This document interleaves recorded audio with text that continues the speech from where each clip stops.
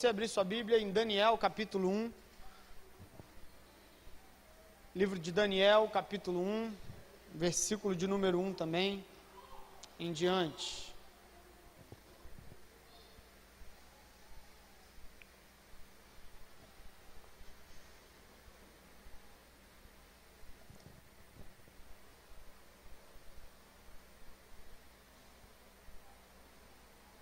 Todos encontraram o livro do profeta Daniel, que fica após Ezequiel.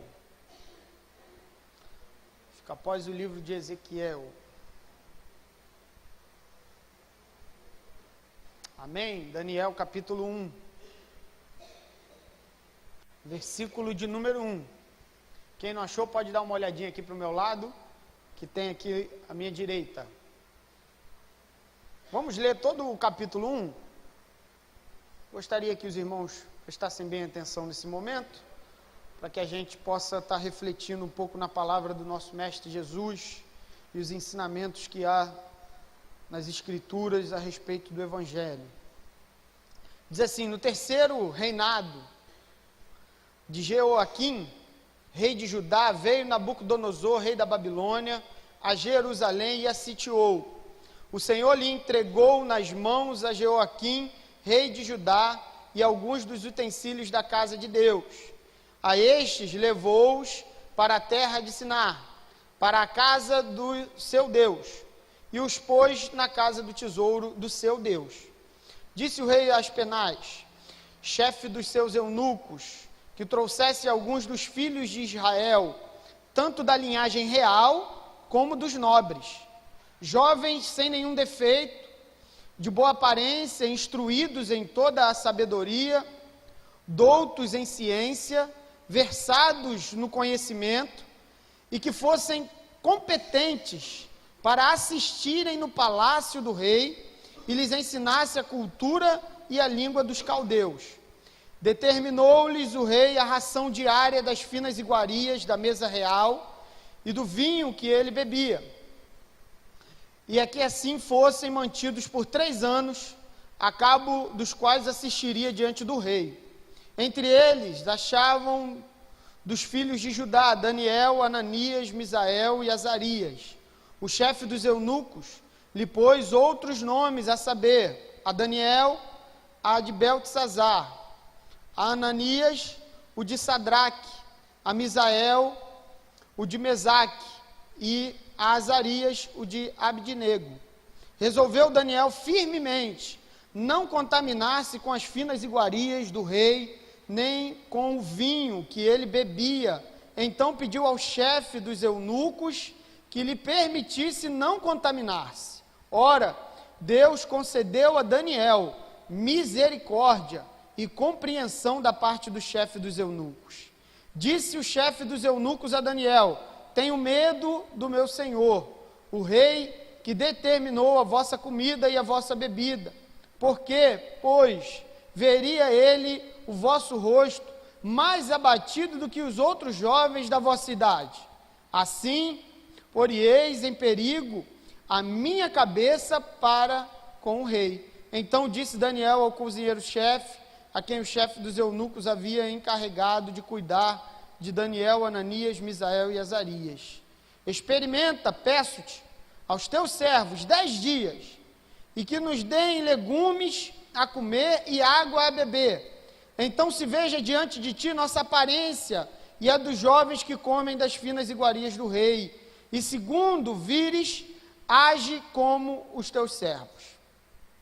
Ele atendeu e os experimentou 10 dias. No fim dos 10 dias, a sua aparência era melhor. Estavam eles mais robustos do que todos os jovens que comiam das finas iguarias do rei. Com isto, o cozinheiro-chefe tirou deles as finas iguarias e o vinho que deviam beber, e lhes davam legumes. Ora, a estes 4 jovens, Deus deu o conhecimento e a inteligência em toda a cultura e sabedoria, mas a Daniel deu inteligência de todas as visões e sonhos. Vencido o tempo determinado pelo rei para que os trouxesse, o chefe dos eunucos os trouxe à presença de Nabucodonosor. Então o rei falou com eles e entre todos não foram achados outros como Daniel, Ananias, Misael e Azarias. Por isso, passaram a assistir diante do rei, em toda a matéria de sabedoria e de inteligência, sobre o que o rei lhes fez perguntas. Os achou 10 vezes mais doutos do que todos os magos e encantadores que havia em todo o seu reinado. Daniel continuou até ao 1º ano do rei Ciro. Que o Senhor nos abençoe com a sua leitura, com a sua palavra também, e nos conceda a graça para que a gente compreenda o propósito do nosso Mestre Jesus. Amém, meu irmão? O livro de Daniel, ele é fruto da história de jovens, que estavam no primeiro exílio em 605 a.C., parcial, né? Primeiro Nabucodonosor veio a Jerusalém e sitiou Jerusalém, entrou pelas portas de Jerusalém, tomou Jerusalém, estabeleceu o domínio sobre Jerusalém, mas nesse meio tempo ele recebeu a notícia do falecimento do seu pai, Nabucodonosor, na Babilônia. Então ele volta levando principalmente a nobreza de Israel, de Judá, melhor dizendo, todos aqueles nobres príncipes de Israel, de Judá, ele carrega consigo, enquanto deixa alguns em Jerusalém para tomar conta, deixa o rei Aspenaz, que nós ouvimos aqui. Então, o exílio da Babilônia, ele tem 3 momentos. Nesse primeiro momento leva a Daniel. Daniel, então, é conduzido e o livro começa a narrar a história e a dinâmica desses homens que foram até um terreno hostil, um lugar conhecido como a Babilônia, exilado por meio de um rei, não para ser escravo. Esse primeiro pessoal que subiu para a Babilônia não foi para serem escravos, mas sim para servirem ao rei, o rei Nabucodonosor. Então é nesse contexto que surge a história de Daniel, uma história envolvente, uma história que tem então informações preciosas de como aprendo a caminhar com o Senhor em um mundo caído, em um mundo perdido. Então, em Daniel, Misael, Azarias, nós temos lições preciosas de como devemos caminhar com o Senhor em um mundo caído, em um mundo perdido, onde há negação da existência de Deus a todos os momentos, não só dizendo que Deus não existe, mas também transmitindo a informação de uma vida que demonstra de que Deus não está, de que o Deus justo, santo, não tem presença na realidade desse povo, que tinham outros deuses, outra cultura, outra forma de viver e de pensar. Então Daniel é essa representação. Sabe por quê? Porque a Babilônia é mais do que, na Bíblia, um país.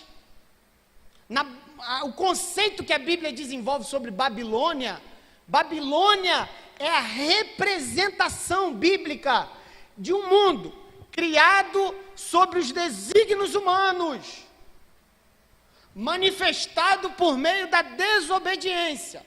Babilônia, você escuta lá em Apocalipse, a grande Babilônia, a grande prostituta, meretriz, não é assim? Então, porque o conceito bíblico o conceito de Babilônia é um conceito de um lugar onde Deus não é cultuado, celebrado e aceito. A ideia de Babilônia é a mesma ideia de Sodoma e Gomorra, é a mesma ideia que é desenvolvida pela Bíblia, para dizer que existem sociedades, existem lugares, existem famílias que são criadas, formadas a partir dessa concepção, dessa ideia de que Deus não está com eles, de que eles criam os outros deuses e vivem a partir desses outros deuses. Então nós estamos aqui diante de um homem que, num contexto hostil, um contexto de agressão, vivendo em um mundo caído, aprendeu a lidar com aquele mundo. E todos nós que estamos aqui reunidos nessa noite, a imagem e o exemplo de Daniel, porque Daniel é exatamente essa representação daquilo que nós vivenciamos hoje. Somos pessoas pertencentes ao Cristo, amamos ao Senhor Jesus, aprendemos verdades eternas do Senhor Jesus, mas estamos em um contexto onde Deus não é celebrado, onde o Evangelho é loucura, segundo o apóstolo Paulo vai nos ensinar também. Então, todos nós, a representação de Daniel, estamos vivendo em um ambiente, estamos vivendo neste mundo, e não iremos fugir deste mundo, viveremos no mundo, porque a única maneira de reconhecerem a existência de Deus é por meio da santidade dos seus filhos. Então não peça para Deus te levar agora não, meu irmão. Não peça não, o Senhor me leva, né? Coisa está feia, Senhor, eu preciso que o Senhor me... Não peça isso não. Porque senão a gente negligencia com o Pai Nosso, né? Venha a nós o teu reino, né? Então a gente tem que parar de pedir, venha a nós o teu reino. Porque esse reino é construído por mim e por você. Então quando as coisas estiverem muito difíceis, tem essa representação do exemplo de Daniel. Tenhamos, né? Todos nós aqui necessitamos compreender isso. O mundo está perdido. O mundo está enlouquecido. As pessoas não se respeitam, não se amam, não compreendem o direito do próximo. O mundo está enlouquecido. Sem referencial daquilo que é o ser humano, do cuidado com a natureza, está tudo perdido, irmão. Mas isso não é desculpa para a gente clamar dizendo, Senhor, leva o teu servo. Pelo contrário, o ensinamento que ele nos dá é que a prática da fidelidade é tempo de que a gente compreenda isso, de que à medida que sou fiel aos princípios de Deus, estou sinalizando no mundo de que existe um Deus soberano, criador e que governa todas as coisas, tem um imenso amor, uma misericórdia que não tem fim e um amor, por isso veio ao mundo, entregou-se e morreu por todos aqueles que devem crer no Mestre Jesus. Então todas as vezes que sou fiel aos princípios do Evangelho, aos princípios de Deus, sem palavras, tá, irmão? Todas as vezes que a minha conduta, a minha vida sinaliza a fidelidade de Deus, todos estão olhando e dizendo, existe Deus na Babilônia. No mundo, olha só, num lugar onde todos cultuavam a Marduk, um Deus perdido, como homem, muito perdido, um Deus do dinheiro, do lucro, das finanças, um Deus que exigia então a sexualidade como expressão de culto. Então num lugar desse, onde as pessoas se odeiam, vivem dia após dia uma maldição e uma desgraça no seu viver, num lugar desse surge um homem na história chamado Daniel. Surge um homem que simplesmente decidiu ser fiel, decidiu firmemente, como o versículo 8 vai dizer, decidiu fazer a diferença. E se você olhar do capítulo 1 até o capítulo 6, essa decisão de Daniel lá no início, de ser fiel aos princípios de Deus, gerou sabe o quê? Anúncio na Babilônia, de que ao Deus de Daniel, ao único Deus de Daniel, seja cultuado a ele.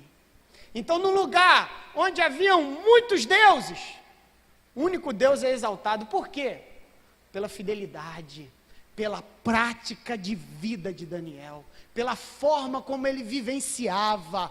Meu irmão, minha irmã, a nossa prática de vida, a forma como nós vivemos, determina se pessoas ao nosso redor conhecerão a verdade ou se frustrarão com a mesma. Esse homem aqui é um grande exemplo de como que a gente aprende a viver num mundo caído. Num mundo onde os negócios, a corrupção tem imperado, num mundo onde o ser humano,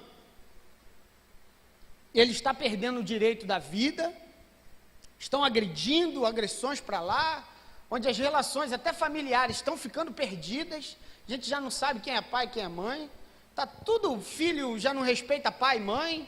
Então, se o camarada não respeita pai e mãe, quando ele vai para a sociedade, se o primeiro núcleo de autoridade ele não respeitou, que é o pai e a mãe, quando ele vai para a sociedade, ele é um monstro, porque ele não vai respeitar ninguém. Se ele não respeita os pais, que dirá? Respeitará alguém que ele não conhece. Então o mundo está tomando uma forma e a gente precisa não sair dele. Precisamos aprender a viver nesse mundo, de modo a não deixar com que verdades e valores entrem nos nossos corações. Então, basicamente, irmão, a fim de que aprendamos a viver em um mundo caído, nós necessitamos conhecer a Deus. Todas as vezes que nós conhecemos a Deus, nós somos capacitados a reconhecer o que o mundo caído está produzindo, porque hoje o que falta é discernimento, falta a capacidade da gente saber quem Deus é e os princípios de Deus, e saber discernir entre certo e errado, porque na nossa vida prática, muitas coisas têm sido postas, valores que não vêm do Cristo, não vêm de Deus, mas a gente coloca dentro da família, porque ouviu uma frasezinha bonita no Facebook, né? Escuta aquela frase, vê, fala assim, é isso mesmo. Então a gente começa a colocar valores, percepções de vida para dentro, mas essas percepções, esses valores, são produções do mundo, e não de Jesus, e não do nosso Senhor. Então nós temos adoecido mesmo estando dentro.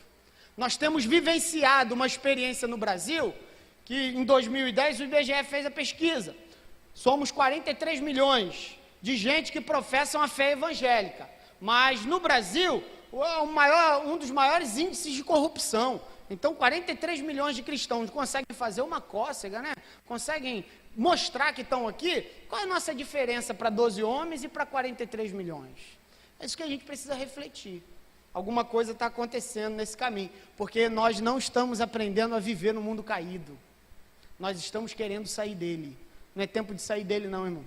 É tempo, como o nosso Senhor Jesus nos ensinou, assim brilhe a vossa luz diante dos homens, para que vejam as vossas obras e glorifiquem ao vosso Pai que está nos céus.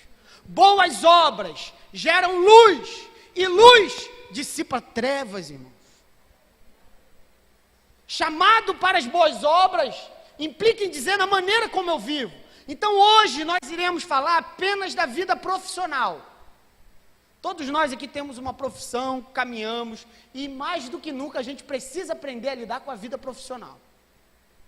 Porque os valores da vida profissional que a Babilônia tem produzido, tem entrado no nosso coração, tem destruído a nossa família, tem acabado com a gente, irmão. O estresse está matando a gente. Mas por quê? Porque a gente não sabe lidar com a vida profissional.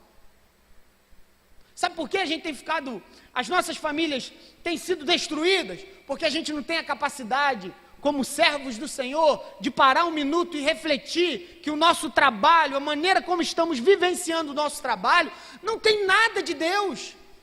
É criação do mundo, é o mundo que está impondo. É o sistema, e quando eu digo mundo, eu não estou dizendo o planeta Terra, eu estou dizendo de um sistema maligno, criado por homens e influenciados pelo diabo. Por isso que promove destruição. Então a gente precisa aprender a lidar exatamente com as características de uma profissão que desagrada a Deus. Você sabia que santidade tem a ver com aquilo que eu faço no meu dia a dia? Que agradar a Deus tem a ver com como que eu posso gerir o meu trabalho?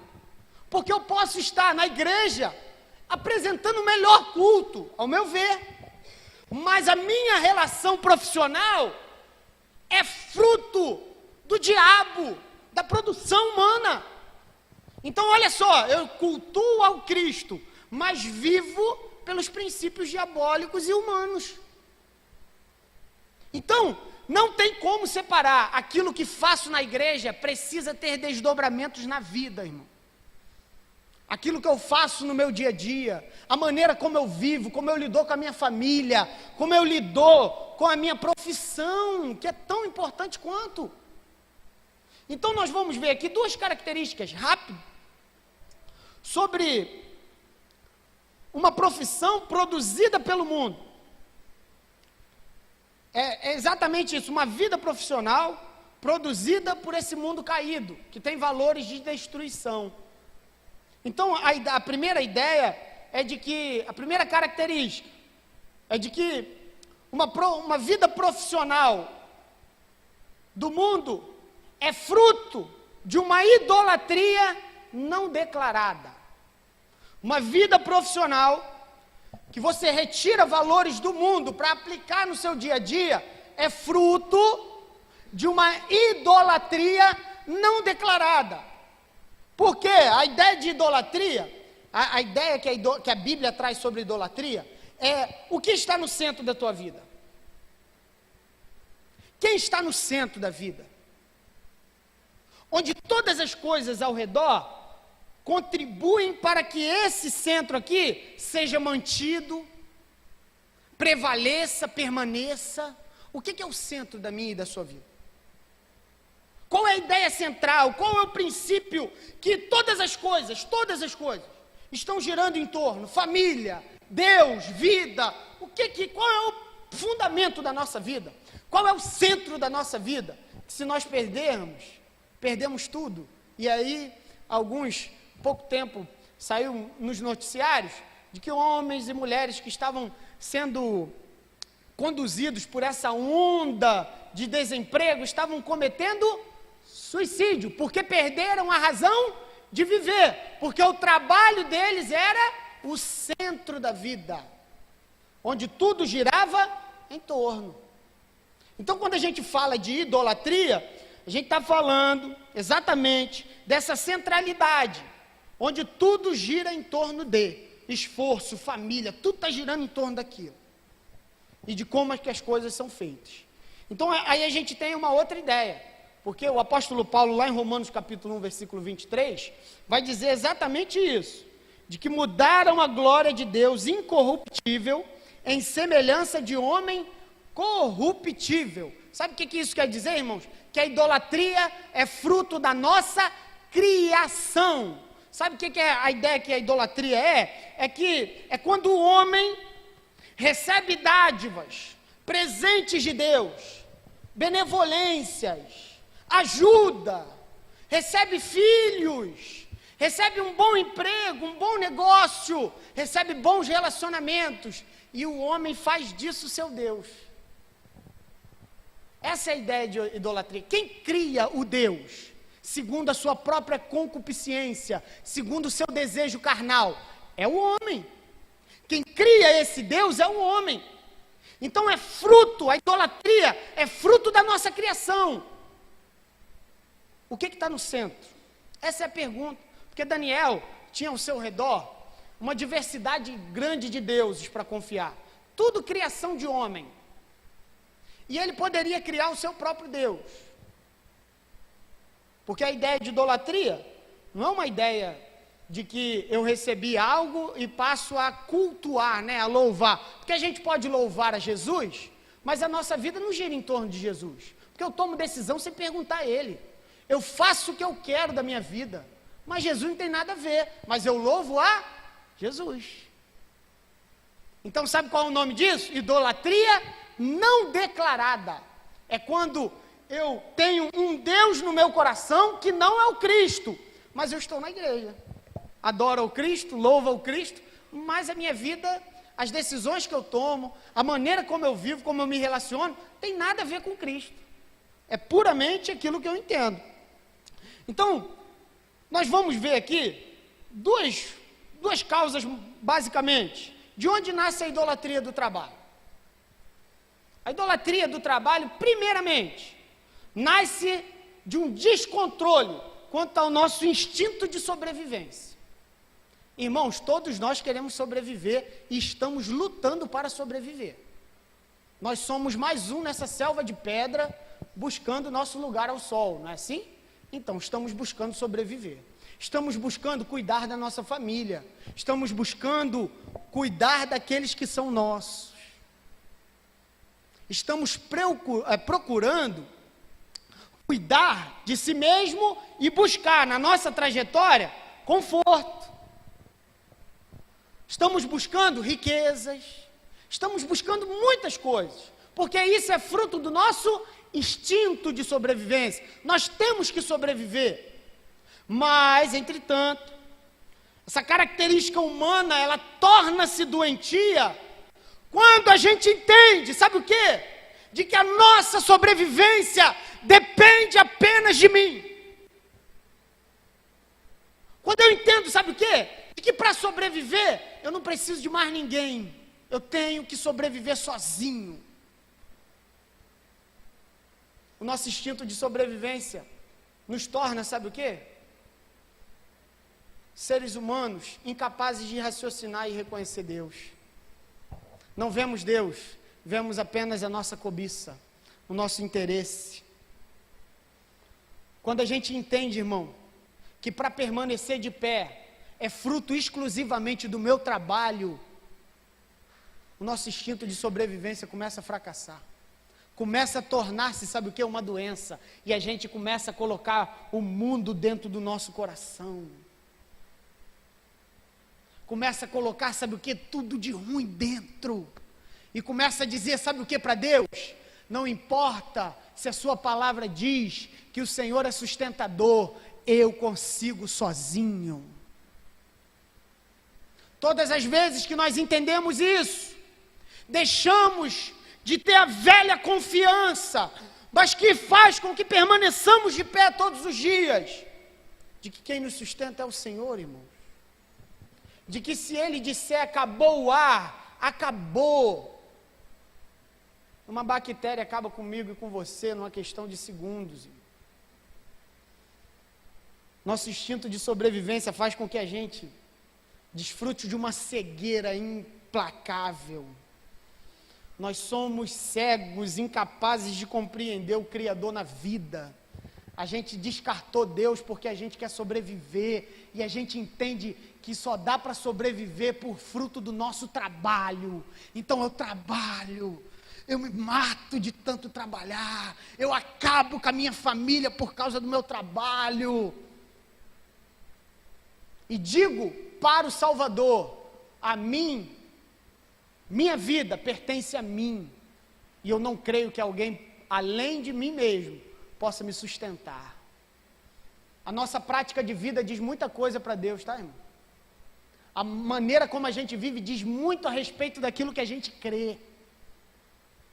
Então a minha forma de lidar com o trabalho, a minha maneira profissional de lidar com essa verdade, de que existe um sustentador, a nossa avareza, o desejo de possuir riquezas, de ter muito, de ser dono de muitas propriedades, de querer, nos tornamos cegos e incapazes de ver Deus na criação. Os céus proclamam a glória de Deus, e o firmamento anuncia as obras de suas mãos. Mas, meu irmão, dificilmente a gente tem essa capacidade que Jesus diz lá em Mateus, capítulo 6, versículo 26 e 28. Observe as árvores e considerem como crescem os lírios do campo. Quando a gente olha uma árvore, irmão, melhor dizendo, quando a gente observa uma ave, se for um tizil cantando, a primeira coisa que nós pensamos é o quanto que esse tizil valeria numa venda, né? De 4 a 5 mil reais. Aí olha só o caminho que nós estamos sendo conduzidos, né? Nós passamos a olhar para a natureza, não para enxergar Deus, enxergar a providência. Sabe o que Jesus está dizendo? Ao invés de focarem nos problemas que vocês têm, olhem para as aves. As aves não cegam, as aves não semeiam, mas o Senhor cuida de cada uma delas. É o Senhor quem sustenta as aves, todas elas. Elas não semeiam, elas não colocam lá, mas nasce e elas se alimentam. Por quê? Considerem como crescem os lírios do campo. simplesmente crescem, porque o Senhor manda chuva, manda provisão, manda o sustento. A gente perde a capacidade de enxergar, irmão. Estamos olhando para a vida pensando em dinheiro em todas as relações. A gente está olhando para o mundo, olhando para os nossos relacionamentos e estamos pensando assim, quanto que eu posso agariar nisso aqui, quanto que eu posso arrecadar, quanto que eu posso viver, eu quero mais, e aí a avareza nos tira a capacidade de enxergar Deus. Mas enxergamos ao Deus a quem nós cultuamos, que é Mamon, é o nosso trabalho. Estamos perdidos, irmãos. Quando nos falta paz em alguns momentos, para a gente observar a vida sem querer tirar nada dela, né? Sem querer arrancar dela um tesouro, conseguimos tirar verdades espirituais para que a gente consiga viver em paz. Quanto tempo você não olha para a natureza e enxerga a magnitude de Deus em preservar tudo? O mar não toma conta, o mar não vem até nós, a não ser a parte que a gente toma dele. As árvores são preservadas. O mundo continua pleno, apesar da destruição que nós causamos aí. Descontrole quanto ao nosso instinto de sobrevivência é marca da Babilônia. A marca da Babilônia, desse mundo criado pelos homens, o fim de tudo, sabe o que é? É o lucro, irmão. Tudo é medido pelo lucro.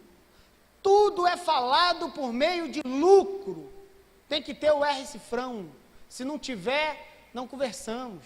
Tempo é dinheiro, mentira.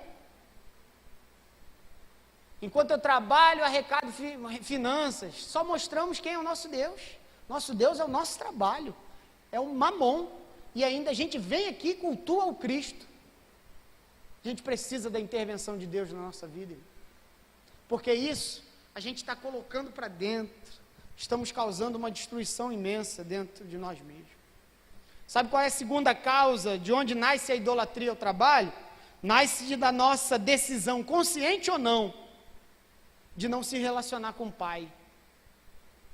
Meus irmãos, quando eu compreendo de que por amor Ele se revelou, toda a revelação pressupõe, sabe o quê? Quero falar com você. Quando Ele diz quem é porque Ele sabe quem nós somos. Mas o oculto, quando diz quem é, Ele está dizendo: reflita sobre quem sou e tire verdade para que você viva diariamente e seja feliz no seu dia a dia. Deus se revelou, comunicou então de que deseja relacionamento. E esse relacionamento é transformador. Então, todas as vezes que eu me aproximo das Escrituras, conheço a Deus. À medida que conheço a Deus, recebo capacidade de discernir o que vem do Pai e o que vem do mundo. Sabe por que a gente engole tudo, irmão? Porque a gente não conhece o Pai. O Pai está distante demais. E a gente engole tudo que vem, e isso demonstra na maneira como a gente vive. Meus irmãos, a maneira como a gente vive determina como está o nosso relacionamento com Deus. Não é o que acontece aqui.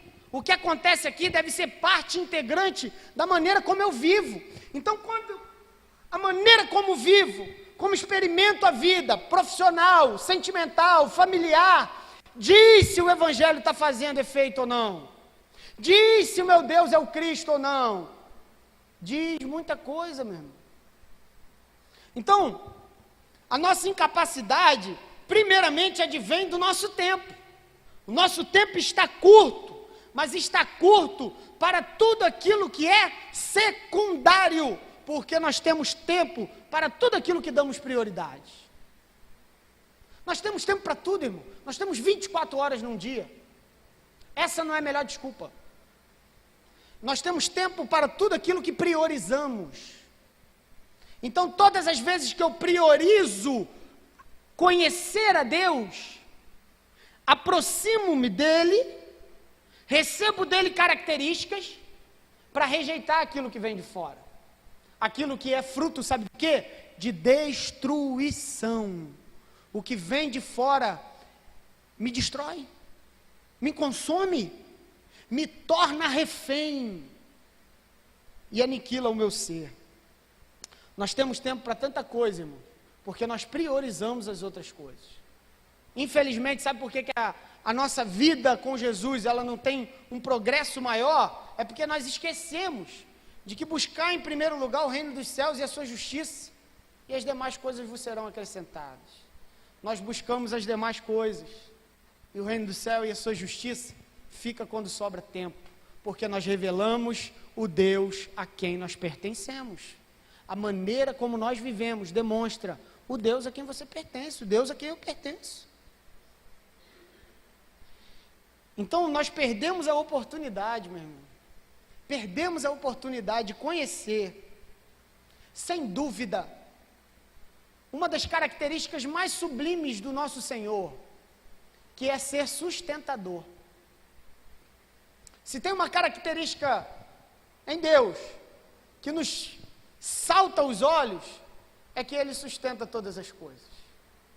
Colossenses capítulo 1, 15 ao 17 diz assim: este é a imagem do Deus invisível, o primogênito de toda a criação, pois nele foram criadas todas as coisas, nos céus e na terra e sobre a terra, as visíveis e as invisíveis, sejam tronos, sejam soberanias, quer principados, quer potestades, tudo foi criado para Ele e por meio dEle. Ele é antes de todas as coisas, nele tudo subsiste. Sabe de onde vem a sua força para acordar de manhã? Lutar, batalhar por mais uma semana? Vem do Pai, que sustenta a criação até hoje e sustentará até a vinda gloriosa do nosso Cristo. Ele é quem sustenta e nada foge da mão dele, mas o nosso coração é um fujão, porque a gente corre para outros deuses, cria outros deuses. O nosso trabalho, a bênção que Deus nos deu para trabalhar, para receber, para expressar, torna-se o nosso Deus. O filho torna-se o nosso Deus. Um relacionamento torna-se. Se nós não observarmos, a igreja torna-se o nosso Deus. E não o Cristo. E não o nosso sustentador. Meu irmão, isso vai fazer com que a gente renove a nossa maneira de viver, experimentar o mundo e a nossa vida profissional. A gente está achando que tudo é por nossa conta. No momento que o pai disser acabou, acabou, ninguém fica mais de pé. O dia que milhões e milhões de bactérias que chegam ao nosso corpo, e se não for a proteção de Deus, tantas coisas que acontecem na nossa vida, se não for a graça de Deus nos proteger de cada uma delas, estaríamos perdidos, mas a gente não enxerga isso, não enxergamos porque o nosso Deus não é o Cristo, perdemos a oportunidade de conhecer quem Ele é. Sabe por quê? Hebreus capítulo 1, versículo 3 diz: Ele, que é o resplendor da glória, a expressão exata do seu ser, sustentando todas as coisas pela palavra do seu poder. E nós ainda estamos pensando de que a nossa vida é fruto do nosso trabalho pequeno. Vem de Deus, irmão. Vem do Pai. O caráter de Deus é sustentar. O caráter de Deus é me sustentar e te sustentar. É sustentar a criação. Isso não quer dizer que a gente não vai trabalhar, não vai correr atrás. Pelo contrário. Mas o correr atrás não é o que a nossa vida vai se basear, mas no sustento que procede do Pai. Porque quando nós entendemos e conhecemos o Pai, de que o caráter dele é sustentar, deixamos de nutrir o medo, né? O medo, meu irmão, a dúvida se ele vai nos sustentar ou não, é fruto da nossa infantilidade, da nossa distância de Deus, da nossa pequenez. Estamos tão distantes dele, não temos mais tempo para conversar, para desenvolver a fé, para estar com ele, e aí nos tornamos crianças novamente. O problema maior é que estamos muito distantes dele. Estamos distantes achando que estamos próximos, né? Estamos distantes do Cristo porque criamos um Deus em quem a nossa vida gira em torno. Sabe por que muitas pessoas ficam extremamente decepcionadas com Deus? Quando o trabalho dela vai de mal a pior, provavelmente você já deve ter conhecido gente assim. Se não conheceu, Deus vai te dar essa oportunidade. E seja bom se a gente se reconhecer, né? Se somos assim ou não. De pessoas que quando o trabalho está indo de vento em polpa, é Deus para lá, Deus para cá. Mas quando o trabalho vai de mal a pior, ela se decepciona com Deus. Mas se decepciona mesmo. Deus não me sustenta. Deus não quer nada de mim. Sabe o que isso revela, irmão? De que assim como a família, filhos, a vida dessa pessoa gira em torno do trabalho. Deus é apenas mais um que ajuda essa pessoa, esse irmão aqui, a manter o Deus dele, que é o trabalho. E Deus não tem compromisso com os deuses que nós criamos. Então observe só, Deus é mais um que o ajuda a manter o Deus dele, que é o trabalho. Então tudo gira em torno do Deus dele. Ele ora, ele busca a Deus para que o trabalho dele seja próspero. Mas ele não está buscando a Deus porque Deus é o Deus dele. Ele está buscando a Deus para que Deus o ajude a manter esse trabalho que tornou-se um Deus para ele. Então ele pega a família, casa, bota todo mundo em torno disso. E quem não corresponde a isso, o frustra, o decepciona. Qual o problema disso, irmão? Estamos na igreja, estamos aqui porque entendemos, se eu agradar a Deus, Ele me ajuda no trabalho. Então Deus é apenas um instrumento que me ajuda e te ajuda a manter o Deus que nós criamos, que é o nosso trabalho. Então uma boa notícia, se você é um filho de Deus, pode ter certeza, se o amor de Deus está no seu coração, e se você é salvo, se somos salvos no Senhor Jesus Cristo, esse Deus da sua vida vai cair, para a honra e glória do nome do Cristo. E não tenha medo de perder, porque é na medida que os deuses do nosso coração começam a ser destronados, o Cristo ascende e ressurge no nosso coração novamente, para que a gente compreenda o que significa viver. A gente perde o sentido da vida quando Ele não está sentado no trono do nosso coração. Então a igreja, o Cristo gira em torno dele, do trabalho dele. Aí quando o trabalho vai de mal a pior, a primeira coisa que ele faz, ou ela, Deus não existe. Estou decepcionado com Deus. Mas está decepcionado não porque Deus é o Deus dele, mas porque Deus é um ser bonzinho, né, que vai ajudar ele a manter aquele Deus que ele criou. Fracasso, fracasso. Que bom que Deus olha para nós e tem muita misericórdia e graça.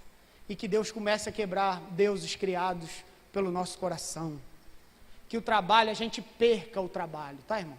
Perca, sabe para quê? Para você ganhar novamente salvação, graça e vida eterna. E que os deuses e falsos deuses sejam retirados da nossa vida. Daniel é um excelente exemplo de como que nós resistimos a essa morte que se propaga dia após dia para o nosso coração. Os valores da nossa vida profissional estão entrando, porque a gente tem idolatria ao trabalho. Mas essa idolatria não é declarada, ela é oculta, obscura. A segunda e última característica de uma vida profissional produzida pelo mundo é que a vida profissional produzida pelo mundo é fruto de uma desumanidade. Meu irmão, o que o mundo produz é fruto de desobediência. Amém? O que o mundo produz é fruto de desobediência. Deus estabeleceu princípios de vida. E esses princípios, que quer obedeçamos ou não, só fazem o bem para nós. A obediência não beneficia Deus em nada. A obediência é um caminho em direção à vida. Vida boa para quem? Para mim e para você. À medida que eu obedeço, faço a vontade de Deus, que é boa, perfeita e agradável. Para quê? Para que eu viva bem. Mas todas as vezes que essa vida profissional é fruto de uma desobediência, sabe o que ela gera? Morte. Ela gera destruição por onde passa. Quando desobedecemos, criamos novas regras. Olha só, Deus estabeleceu regras para vivermos bem, para vivermos com qualidade de vida. Sabe por que nós estamos adoecendo? Porque desobedecemos. Então Deus cria qualidade, cria princípios para que a gente viva bem. Então a gente faz opção pelo caminho de morte. E quem desobedece está dizendo para Deus: decidi viver no meu caminho, então não ore depois pedindo para que Ele recupere, porque a opção foi nossa, irmão. Viver ao lado do Pai é ter essa consciência de que uma vida profissional que o mundo propõe, sabe o que ela vai gerar em mim e você? Morte atrás de morte, destruição atrás de destruição. Sabe qual é a primeira regra que o mundo criou? Influenciado por uma mentalidade diabólica, é a nossa incapacidade de reconhecer a necessidade do descanso. Sabe por quê? Tempo é sinônimo de dinheiro perdido, descanso é sinônimo de dinheiro perdido, e a gente não entende. Êxodo capítulo 20, o verso de número 9 e 11, onde ele fala sobre o sábado. A religião pegou o sábado. Sabe o que a religião fez com o sábado? A religiosidade judaica fez com o sábado? Botou exatamente isso: o homem trabalhando para manter o sábado. Aí Jesus diz assim: o sábado foi criado para manutenção da vida do homem, para renovação psicológica, emocional, física do homem.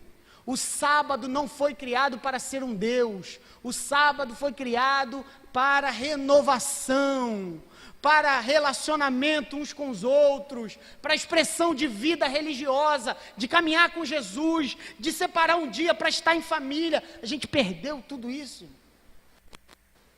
Que a gente perdeu o significado de descanso. Descansar para a gente hoje é sinônimo de preguiça e sinônimo, sabe de quê? De perda de dinheiro.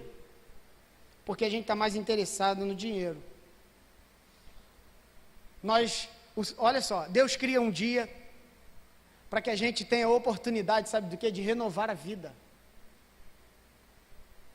Sabe de quê? De estar em família, irmão. Sabe por quê?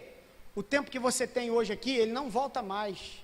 Se não aproveitamos o descanso, a renovação, construção de laço com a família, com os parentes, com a igreja, nós não aproveitamos nada disso. Quando chegamos no fim da vida, a gente olha para trás e diz assim: poderia ter aproveitado mais, queria ter amado mais, né?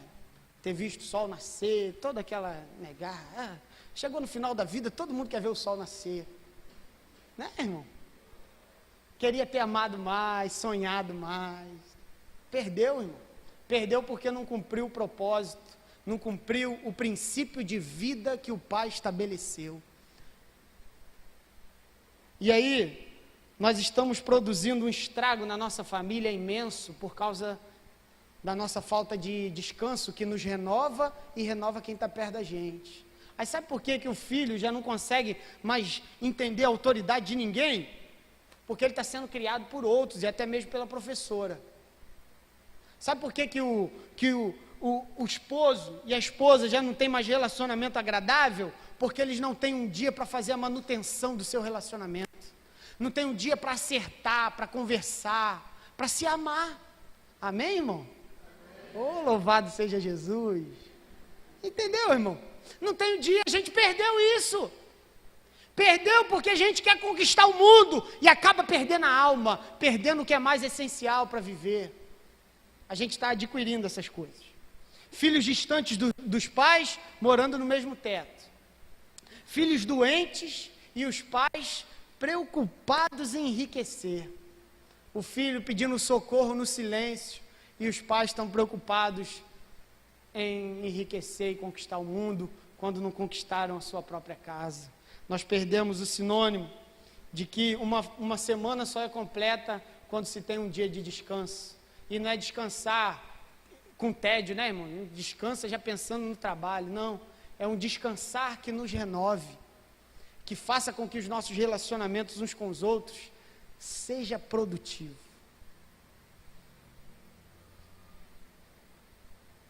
Estrago pessoal, estrago familiar, já disse, estrago pessoal, porque prejudica a nossa integridade física e psicológica. Estamos adoecendo com todo tipo de estresse e doenças emocionais. Sabe por que isso está causando na gente? Depressão, ansiedade, síndromes infinitas, porque nós não temos um tempo de renovação. Perdemos o Shabat, né? Perdemos o domingo.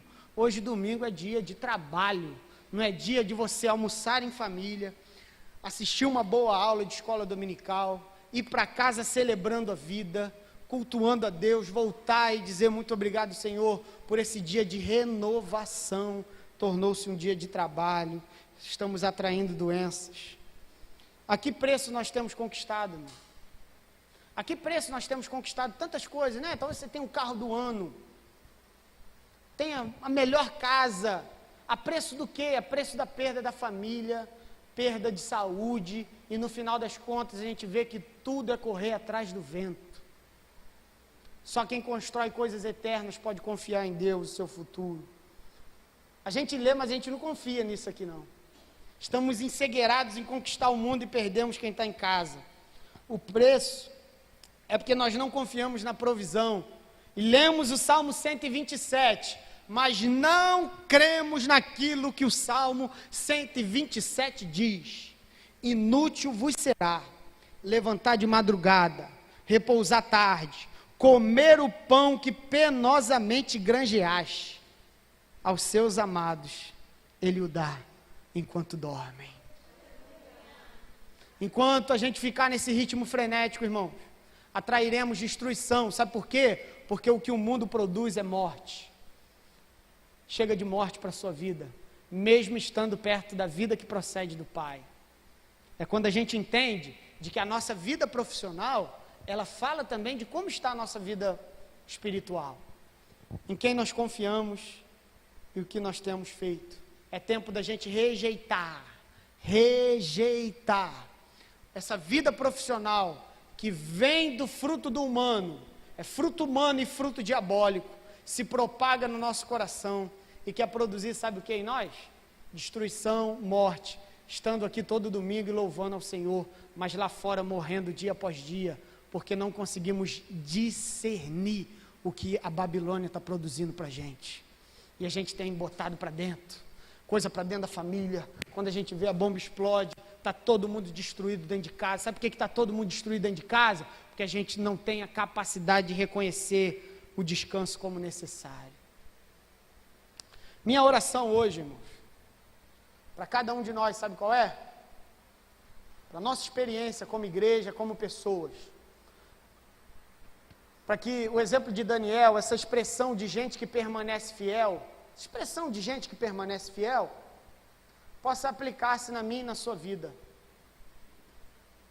Talvez você tenha se destruído muito por trabalhar, porque você ainda, ou eu, nós não reconhecemos que o trabalho tornou-se o nosso Deus. É tempo da gente destronar esse Deus aí, e colocar o Cristo, e reconsiderar de que tudo que temos e somos provém do sustento do Pai. E se você ficar desempregado amanhã? E se perdermos o emprego amanhã? Meu irmão, ainda restará, ainda haverá a mão do poderoso Deus a nos sustentar todos os dias. Quando nos faltar saldos no banco, quando o armário, a despensa estiver indo embora, ainda restará a mão do bom pastor, que nos sustenta, nos guarda e nos preserva. Louvado seja o nome de Jesus. Fiquemos de pé, irmãos.